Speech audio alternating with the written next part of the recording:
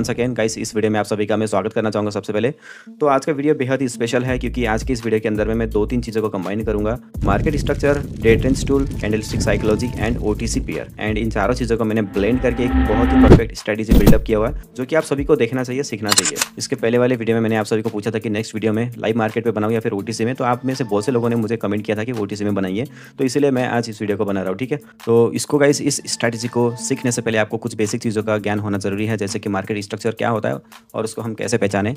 And again guys, मैं आपको फिर से एक ब्लैंक स्क्रीन पे लेके जाना चाहूँगा एंड यहाँ पर मैं फिर से आपको समझाना चाहूँगा कि मार्केट स्ट्रक्चर होता क्या है एंड मार्केट कैसे काम करती है। देखो, मार्केट का चलने का एक तरीका होता है गाइस। सपोज करो this is a support line, ठीक है। यहाँ से प्राइस जो है अगर ऊपर उठ रही है, यानी कि मार्केट अगर अप ट्रेंड में है हो, तो फिर वो ऐसे करके ऊपर उठेगी, ठीक है। ऐसे करके higher highs and higher lows बनाते हुए मार्केट ऊपर जाएगी। दिस इज अप ट्रेंड, ठीक है। तो मार्केट इस तरीके से चल रही है। अब अगेन गाइस, यहाँ पर एक रेजिस्टेंस एरिया बन गया तो जब रेजिस्टेंस बनेगा तो प्राइस फिर ऊपर से नीचे आएगा, ठीक है। तो प्राइस ऊपर से नीचे जब आने लगेगा ना, तो वो कैसे आएगा नीचे, पता है कि वो भी इस तरीके से जो है लोअर लोज एंड लोअर हाइस बनाते हुए नीचे आएगा। लेकिन साथ ही साथ गाइस वो क्या करेगा ना, अपनी जो प्रीवियस टारगेट्स है ना, इन टारगेट के को ध्यान में रखते हुए नीचे आएगा, यानी कि वो अपने टारगेट को फिल करने के लिए नीचे आएगा। ऐसे ही नहीं कि रैंडमली नीचे आ जाएगा, नहीं गाइस। अगर वो रैंडमली नीचे आ जाएगा तो सपोर्ट रेसिस्टेंस का कोई मतलब ही नहीं बनता मार्केट में, ठीक है। तो ये सारी क्या है, ये सारी एक्चुअली में ना इस टारगेट के साथ साथ ये सारी सपोर्ट है। तो ये सारे सपोर्ट एरियाज़ है, तो ये हमारे लिए फिलहाल हम इसको टारगेट के रूप में यूज़ करेंगे जब अगर प्राइस ऊपर से नीचे आ रही होगी एंड नीचे से अगर प्राइस ऊपर जा रही होगी तो भी हम ये जो हाइज है ना, लोअर हाइज इस लाइन की, इसको हम टारगेट के रूप में यूज़ करेंगे, ठीक है। तो फिलहाल गाइस, जब प्राइस ऊपर से नीचे आ रही होगी ना, तो क्या करेगा, पहले टारगेट को हिट करने के लिए नीचे आएगा, जैसे कि यहाँ। फिर अगर इसको ब्रेक डाउन करता है देन उसके बाद फिर से एक रिट्रेसमेंट लेकर वो दूसरे टारगेट पे हिट करने के लिए जाएगा। फिर से अगर इसको ब्रेक डाउन करता है तो फिर एक रिट्रेसमेंट लेकर फिर से तीसरे टारगेट को हिट करने के लिए जाएगा। अगर इसको ये ब्रेक डाउन नहीं कर पाता है एंड इसके ऊपर ही क्लोजिंग देता है, तो फिर यहीं से ये चौथे टारगेट को हिट करने से पहले ही यहीं से प्राइस क्या कर सकता है, अपनी बिहेवियर को चेंज करके वो फिर ऐसे higher highs and higher lows बनाते हुए फिर से प्राइस ऊपर जा सकता है एंड अगेन अपनी प्रीवियस जो भी टारगेट थी ना, इन टारगेट को हिट करने के लिए जाएगा, ठीक है। तो अगर इसको ब्रेक करता है तो रिट्रेसमेंट लेकर अगले टारगेट तक जाएगा, इस तरीके से। सो मार्केट का चलने का तरीका ये होता है गाइस, इस तरीके से मार्केट आगे बढ़ता है। अब बस आपको ये तो समझ में आ गया कि मार्केट की स्ट्रक्चर क्या होती है। अब मैं आपको समझा देता हूँ कि डे ट्रेंड्स का क्या मीनिंग होता है। तो बेसिकली गाइस, डे ट्रेंड्स एक टूल होता है जिसको पता नहीं क्यों बनाया गया है और लोग इसको पता नहीं कैसे कैसे यूज़ करते हैं, लेकिन मैं पर्सनली गाइस, मैं डे ट्रेंड्स टूल को ना एक रिट्रेसमेंट लेवल के लिए यूज़ करता हूँ, जो कि 50% का रिट्रेसमेंट एरिया होता है, उसको फाइंड आउट करने के लिए। तो दिस इज़ अ 50% लाइन। अगर एक सपोज करो यहाँ से एक अप ट्रेंड का वेव निकल रहा है, तो फिर गाइस वो क्या करेगा ना, वो 50% वाली जो रिट्रेसमेंट एरिया है, अगर उसको रिट्रेसमेंट करेगा तभी वो जो है ना फिर से अगेन एक और न्यू वेव क्रिएट करेगा और इस तरीके से बन जाएगा higher highs and higher lows का सिलसिला और एक अप ट्रेंड का सिलसिला, ठीक है। तो इसको हमें फाइंड आउट करने के लिए मैं जो है पर्सनली डे ट्रेंड्स टूल को मैं यूज़ करता हूँ, ताकि मुझे प्रिसाइसली ये पता चले कि उसका 50% रिट्रेसमेंट कंप्लीट हुआ है कि नहीं हुआ है। कई बार ऐसा होता है कि कैसे एक वेव क्रिएट होता है, 50% रिट्रेसमेंट होता है और यहीं से फिर कैंडल जो है ना ऊपर जाने की बजाय फिर नीचे जानी चालू करती है, तो ऐसा भी होता है। तो कहाँ पे हमें ट्रेड लेना है, कहाँ पर अवॉइड करना है, ये सब कुछ मैं वीडियो में बताऊंगा, उसकी कोई चिंता मत करो। तो एक तो हो गया डे ट्रेंड्स टूल और दूसरा हो गया मार्केट स्ट्रक्चर, और कहाँ पर एंट्री लेनी है इसी को मैं कहता हूँ कैंडलस्टिक साइकोलॉजी। तो एंट्री का प्रिसाइज पॉइंट को फाइंड आउट करने के लिए गाइस, हम कैंडलस्टिक की साइकोलॉजी को भी इसमें ऐड करने वाले हैं। तो हम समझने वाले हैं कि कैंडल हमें क्या स्टोरी बता रही है। तो अभी हमें ये समझ में आएगा कि यहाँ पर हमें एंट्री लेनी चाहिए या फिर अवॉइड करनी चाहिए, ठीक है। सो चलो मैं सबको मैं क्लियर कर देता हूँ एंड मैं यहाँ पर गाइस कोई अब लाइव मार्केट मतलब एक लाइव जो है ना ट्रेड ही फाइंड करके आपको मैं दिखाऊंगा कैसे कैसे करना होता है, ओके। तो गाइस देखो, मेरी यहाँ पर एंट्री थोड़ी सी लेट हो गई है, लेकिन मैंने यहाँ पे ट्रेड लगा दिया, ठीक है। अब देखते हैं गाइस, अगर इसकी क्लोजिंग मेरी एंट्री के नीचे होती है तो मेरी ट्रेड यहाँ पर बेसिकली विन हो जाएगी। अगर इसके ऊपर क्लोजिंग होती है तो फिर मेरी ट्रेड यहाँ पर लॉस हो जाएगी। लेकिन गाइस, क्योंकि मुझे पता है कि ये जो कैंडल है ना, ये रेड ही कलर की कैंडल बनेगी। अब क्यों बनेगी, क्योंकि मैंने यहाँ पर पूरा स्ट्रक्चर, कैंडल की साइकोलॉजी, डे ट्रेंड्स टूल, सब कुछ इनविजिबली मैंने सब कुछ देख लिया, क्योंकि मुझे आदत पड़ चुकी है गाइस इन सारी चीज़ों की। बहुत लंबा समय हो गया मार्केट में बिताया हुआ, तो मुझे ये सारी लेवल्स लगाने की ज़रूरत नहीं पड़ती है। लेकिन आपको समझाने के लिए मैं बेसिकली पूरा लेवल लगा के आपको दिखाऊंगा, ठीक है। तो जैसे मैंने आपको बोला था कि मार्केट अगर सपोर्ट एरिया से ऊपर उठती है ना, तो अपनी प्रीवियस टारगेट को हिट करने के लिए ऊपर उठती है। अगर रेजिस्टेंस से अगर नीचे आती है तो वो फिर से क्या करती है, अपनी प्रीवियस टारगेट को हिट करते हुए नीचे आती है। तो सपोज करो this is a resistance area. अगर यहाँ से प्राइस नीचे आ रही है तो इसने पहला एक लोअर हाई बनाया, लोअर लो बनाया अगेन। तो यहाँ पर क्या हुआ है, बेसिकली इसने काफ़ी सारे जो टारगेट्स थी ना, इन टारगेट्स को इसने क्या किया, फिल किया, ठीक है। फिल ही नहीं, इन सारी टारगेट को ब्रेक किया, ठीक है। तो जब ब्रेक डाउन करता है तो फिर क्या करता है, प्राइस का मूवमेंट डाउनवर्ड का रहता है। सो देखो गाइस, मैं एक और इंपॉर्टेंट चीज़ बताऊंगा, हर एक बारी हर एक लेवल को ब्रेक करने के बाद में ज़रूरी नहीं है कि वो रिट्रेसमेंट करे, ठीक है। वो आपको समझना है कैंडलस्टिक साइकोलॉजी को देख के, ओके। तो मैं यहाँ पर देख पा रहा हूँ कि गाइस, इसने लोअर लोज एंड लोअर हाइस बनाते हुए प्राइस अपनी टारगेट को हिट करते हुए नीचे आया। इसका जो अगला टारगेट था वो यहाँ पर था ओके। तो यहाँ पे क्या हुआ है बेसिकली, जब प्राइस यहाँ अपनी इस टारगेट तक पहुँचा तो यहाँ पर रिजेक्शन लेकर फिर प्राइस थोड़ा सा ऊपर उठा, लेकिन इसने अपनी प्रीवियस जो हाई थी ना, ये लोअर हाई, ये हायर हाई, ये लोअर हाई, ठीक है। तो इस प्रीवियस हाई को ब्रेक नहीं कर पाया, तो प्राइस यहाँ से फिर से लोअर हाई बनाकर फिर से नीचे आया और इसने इस टारगेट को भी ब्रेक डाउन कर दिया। तो अगर इसने इस टारगेट को ब्रेक डाउन कर दिया तो इसका अगला टारगेट है वो यहाँ पर, ठीक है। तो इसके बीच में देखो यहाँ पर स्पेस है कि नहीं है, यहाँ से लेकर यहाँ तक का बीच में जो है स्पेस है। अगर आप बोलोगे कि आपने इसको कंसीडर क्यों नहीं किया, तो इसके पीछे का मेन रीजन आपको समझो, ठीक है। देखो गाइस, ये जो बड़ी कैंडल है ना, ये एक कैंडल हो गया, और ये जो रेड कलर की कैंडल है ना गाइस, ये भी कैंडल हो गया। ये दो कैंडल के बीच में क्या डिफरेंस है और इसमें क्या डिफरेंस है। तो मैंने इसको टारगेट इसलिए लिया क्योंकि guys this is a master candle, और मैंने इसको टारगेट इसलिए नहीं लिया क्योंकि this is not a master candle. क्योंकि अगर आप देखोगे प्रीवियस इस ग्रीन कैंडल के कंपैरेटिवली रेड कलर की जो वीक है ना, प्रीवियस ग्रीन कैंडल को तोड़ते हुए नीचे गई है, यानी कि यहाँ पर लो बनाया गया था इस रेड कैंडल के द्वारा, इसीलिए मैंने इसको कंसीडर किया। लेकिन इस रेड कैंडल के द्वारा प्रीवियस ग्रीन कैंडल की लो को नहीं तोड़ा गया था, so this is not a master candle, इसलिए मैंने इसको स्किप कर दिया, ठीक है। तो ये कुछ इस प्रकार से होगा, अगर हम स्ट्रक्चर वाइज चले तो कुछ इस प्रकार से होगा गाइस, ऐसे करके, ठीक है, ऐसे करके होगा, ओके, ऐसे करके। ऐसा नहीं कि यहाँ से आप जो है फिर ऐसा ले लिए, फिर ऐसा करके आपने ऐसा ले लिए, फिर ऐसा करके आपने ऐसा लेकर फिर आपने ऐसा स्ट्रक्चर बनाया, नहीं गाइस, ओके। क्योंकि मास्टर कैंडल्स पर ही आपको स्ट्रक्चर ड्रॉ करना है, इंटरनल कैंडल पर आपको स्ट्रक्चर ड्रॉ नहीं करना है। सो ये इंटरनल कैंडल है, ये इंटरनल कैंडल है, क्योंकि इन्होंने अपनी प्रीवियस ग्रीन कैंडल के लो को नहीं तोड़ा है नीचे, ठीक है। तो आई होप आपको समझ में आया होगा। अगेन गाइस, मैं बैक टू द टॉपिक आता हूँ। तो ये जो टारगेट था, इस टारगेट को यहाँ पर हिट करने के लिए स्पेस बाकी था, तो इस स्पेस को फिल करने के लिए प्राइस को नीचे आना था। तो यहाँ पर फिलहाल आप देख सकते हो प्रीवियस जो टारगेट था उसको ब्रेक डाउन किया गया। तो ब्रेक डाउन करने के बाद वो कितना नीचे आया, वो ब्रेक डाउन करने के बाद ना गाइस, अगर आप बोलोगे कि ये जो ग्रीन कलर की कैंडल है क्या ये रिट्रेसमेंट कैंडल नहीं है, तो गाइस ये this is not a retracement candle again, क्योंकि गाइस इसने अपनी प्रीवियस जो रेड कलर की कैंडल है ना, इसके हाई को नहीं तोड़ा है, ठीक है। सो इस रीजन से this is not a retracement candle. तो यहाँ पर स्ट्रक्चर वाइज प्राइस ऐसे नीचे आया और इसने अपनी इस ग्रीन कलर की कैंडल ने प्रीवियस जो रेड कलर की कैंडल है ना, इसकी हाई को ब्रेक किया। तो अब जाकर ये जो है ना एक रिट्रेसमेंट कैंडल बन गई है।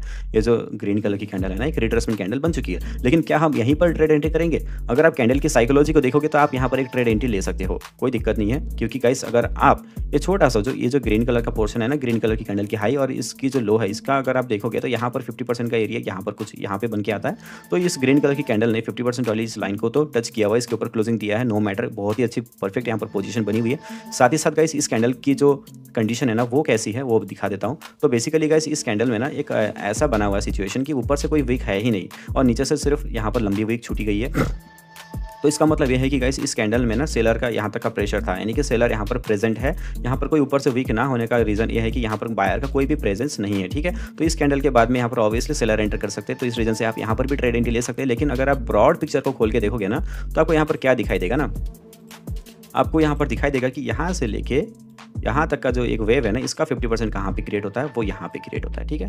तो इसका जब 50% यहाँ पर क्रिएट हो रहा है तो ये जो ग्रीन कलर की कैंडल आप देख रहे हो ना, तो सेम ये जो ग्रीन कलर की कैंडल है इसकी स्टोरी लाइन भी सेम वही है, ठीक है। स्ट्रक्चर वाइज इसने प्रीवियस टारगेट को ब्रेक डाउन किया हुआ है और अपने अगले टारगेट तक जाने के लिए यहाँ पर रेडी है, जो कि यहाँ पर स्पेस अभी बाकी है। तो और जाहिर सी बात है यहाँ पर सेलर्स तो अपनी साइड से कोशिश करेंगे ही, लेकिन यहाँ पर परफेक्ट कंडीशन हमें इस ग्रीन कलर की कैंडल के बाद में मिलेगी, क्योंकि इस ग्रीन कलर की कैंडल में ऊपर से कोई वीक नहीं है और नीचे से यहाँ पर वीक है, तो कहीं ना कहीं यहाँ पर सेलर का प्रेजेंस है। तो इसके बाद आप डाउन के लिए शॉर्ट ट्रेड एंट्री ले सकते हो, ठीक है। So candlestick psychology, day trends tool and market की स्ट्रक्चर का जो ओवरऑल कॉम्बिनेशन था उसको मैंने आपको एक छोटे से एग्जांपल के साथ में समझा दिया। बाकी गाइस आप इस वीडियो में बने रहिए, कोई घाई नहीं है। अगर आप इस वीडियो को छोड़ के चले जाओगे तो फिर यार नुकसान होगा तो किसका होगा? मेरा थोड़ी नुकसान होगा, आपका ही होगा ना। तो अगर आप इस वीडियो में बने रहते हो तो फिर फायदा किसका होगा? ऑब्वियसली आप ही का फायदा होगा। तो बस थोड़ा सा बने रहिए, ओके गाइस। तो स्ट्रक्चर में ड्रॉ कर लेता हूँ तब तक। So this is a resistance, यहाँ से प्राइस नीचे आया, फिर एक लोअर हाई बनाया। एक मिनट यार, यहाँ पर क्या मुझे एंट्री लेनी चाहिए?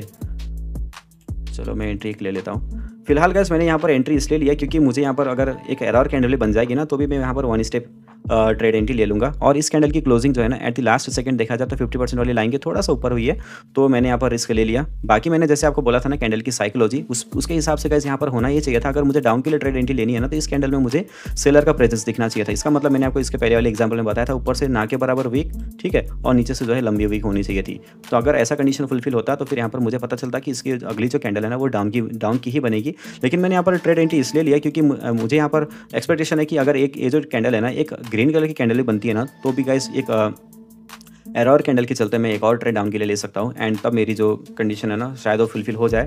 तो मैंने यहाँ पर अर्ली ट्रेड एंट्री लिया हुआ है, ठीक है। तो चलो अब मुझे यहाँ पर जो है परफेक्ट एंट्री फाइंड आउट हो चुकी है अभी मैं आपको बता देता हूँ कि मैंने यहाँ पर ट्रेड एंट्री क्यों लिया, क्योंकि इस कैंडल में देखो जैसे मैंने बोला था यहाँ पर सेलर का प्रेजेंस है, इसमें यहाँ पर बायर का कोई प्रेजेंस नहीं है।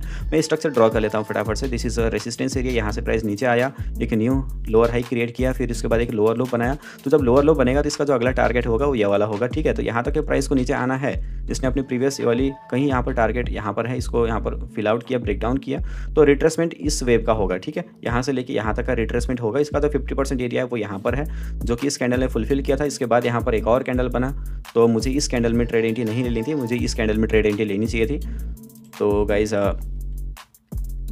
थोड़ी सी मेरी अर्ली ट्रेड हो गई यार इस बार, कोई दिक्कत नहीं। चलो थोड़ी सी मेरी अर्ली ट्रेड एंट्री यहाँ पे हो गई है। समटाइम ऐसा होता है जब आप ट्रेडिंग करते हो ना गाइस, तो कई बार आपके साथ में ऐसा होगा। कोई दिक्कत नहीं है, आपको घबराना नहीं है अपनी प्रोसेस के साथ में, आपको डटे रहना है, कोई दिक्कत नहीं गाइस, ठीक है। तो मे भी यहाँ पे कुछ रीज़न था जिसके वजह से प्राइस ऊपर गया, तो मुझे थोड़ा सा देखना पड़ेगा कि यहाँ पर क्या गलती किया मैंने, क्योंकि जब हम लॉस करते हैं तभी अपनी गलतियों से हम सीखते हैं गाइस। तो यहाँ पे बेसिकली देखा जाए तो इसका जो अगला जो टारगेट है ना ऊपर, अगर अप ट्रेंड में होगा मार्केट तो इसका अगला टारगेट ये वाला था। तो यहाँ पे यार मुझे दिखाई दे रही है कि कैंडल ने ना यहाँ पर पहले तो रिजेक्शन किया था, उसके बाद गाइस यहाँ पर एक ग्रीन कलर की कैंडल ने ना इस टारगेट को ब्रेकआउट किया था। तो इस रीज़न से यहाँ पर जो है ना गाइस, ये जो वेव था यहाँ से लेकर यहाँ तक का जो वेव निकला था ना, ये वाला वेव, तो इसकी रिट्रेसमेंट के लिए यहाँ पर प्राइस नीचे आ रही थी, ठीक है। तो जैसे मैंने आपको बोला था हमेशा 50% रिट्रेसमेंट नहीं होगा। जैसे आप फिबोनाची की रिट्रेसमेंट लेवल को देखते हो ना, तो वहाँ पर 0.5 का 0.382 का है ना, तो ऐसे रिट्रेसमेंट लेवल्स होती है। तो कभी कभी छोटा सा रिट्रेसमेंट भी होगा। तो यहाँ पर ब्रेकआउट की वजह से गाइस यहाँ पर प्राइस ऊपर गया। तो ये चीज़ मैंने अगर पहले देख लिया होता तो मुझे यहाँ पे लॉस नहीं हुआ होता। तो फिलहाल मैं समझ चुका हूँ कि प्राइस को जाना तो नीचे नहीं ऊपर ही है। तो अब मैं यहाँ पर फिर से एक और अटेम्प्ट करने वाला हूँ, जो कि मैं अपनी प्रीवियस लॉसेस को रिकवर करने के लिए करूँगा, ठीक है। तो बने रहिए इस वीडियो में। एंड क्या लगता है आपको, क्या मैं इस बारी इस एनालिसिस के साथ में, इस कॉम्बिनेशन के साथ में, मार्केट की पूरी स्ट्रक्चर प्लस जो भी चीज़ें मैंने आपको बताई, इस कॉम्बिनेशन के साथ में यहाँ पर मैं एक 2 3 4 ट्रेड को रिकवर करने के लिए एटलीस्ट मैं 6-7 ट्रेड्स तो लगाऊंगा ही। तो क्या मेरे रिकवर हो जाएगी, यानी कि क्या मेरा ट्रेड विन जाएगा? क्या लगता है आपको? चलो अपने मन में आपने सोच लिया होगा आंसर जो भी होगा आपका। तो आपके सामने मैं यहाँ पर फिर से एक बड़ा रिस्क लेने वाला हूँ। लेट्स सी, जो भी होगा देखा जाएगा। 4 3 2 1 okay, now good to go. चलो गाइस, मैंने यहाँ पर 1 2 3 4 कितनी, सिर्फ 5 ही ट्रेड लगी क्या? 1 2 3 4 5, अरे यार शिट, मुझे 7 ट्रेड लेनी थी लेकिन यहाँ पर सिर्फ 5 ही ट्रेड लगी गाइस। तो देखो अब मैं यहाँ पर पूरा समझ चुका हूँ कि मैंने यहाँ पर क्या मिस्टेक किया था। मैंने यहाँ पे डाउन के लिए सोचा, लेकिन एक्चुअली में गाइस यहाँ पर जो टारगेट थी ना, जो अगर एक अप ट्रेंड में होता तो गाइस ये अपनी टारगेट को फिल करते हुए आगे बढ़ता। तो गाइस यहाँ पर जैसे मैंने बोला था, अगर किसी टारगेट को रिजेक्शन करती है तो फिर वहाँ से प्राइस नीचे आने के चांसेस रहता है, लेकिन अगर किसी टारगेट को ब्रेकआउट करती है तो फिर वो फिर से रिट्रेसमेंट लेकर फिर ऊपर ही जाने की कोशिश करती है, और इसका जो अगला टारगेट होगा कहीं पीछे होगा। तो ये सब कुछ देख के करना होता है गाइस, ठीक है। ऐसा ही नहीं कि अंधाधुंधा आप कर दोगे। तो मैंने अंधाधुंधा तो नहीं, मैंने जो है थोड़ा सा अर्ली पीछे मैंने देखा ही नहीं और पहले ही मैंने एनालिसिस कर लिया इतने पोर्शन में, तो मेरे से मिस्टेक हो गई। सो देखा कैसे हम अपनी गलतियों से सीखते हैं। तो ये चीज़ बहुत बड़ी एग्जांपल है आप सभी के साथ मैंने ये बताई है। कई लोग यार ये बोलते हैं कि यार सर आप लीडर बोर्ड क्यों नहीं दिखाते हो? यार देखो, लीडर बोर्ड दिखाने का क्या मतलब है गाइस, मैं आपको पूरी ट्रेड हिस्ट्री तो दिखाता रहता हूँ ना, पूरा ओपन रहता है आपके साथ, जो भी रहता है लॉसेस प्रॉफिट सारी चीज़ें तो मैं शेयर करता हूँ। कभी कभी किसी सेशन में मेरा अच्छा खासा लॉस भी चला जाता है, जैसे आज हुआ अपनी मिस्टेक से। कभी कभी अच्छा खासा सेशन चला जाता है, जो कि मैं परफेक्टली अपनी स्ट्रैटेजी पर वर्कआउट करता हूँ। तो फिलहाल ये जो स्ट्रैटेजी मैंने बिल्डअप किया हुआ है ये पूरा फ्रेश है, ठीक है, बिल्कुल फ्रेश स्ट्रैटेजी है। तो कहीं ना कहीं शायद मेरे से यहाँ पर मिस्टेक हो गया होगा देखने में। आज के लिए इतना ही गाइस, अगेन मिलते हैं नेक्स्ट वीडियो में।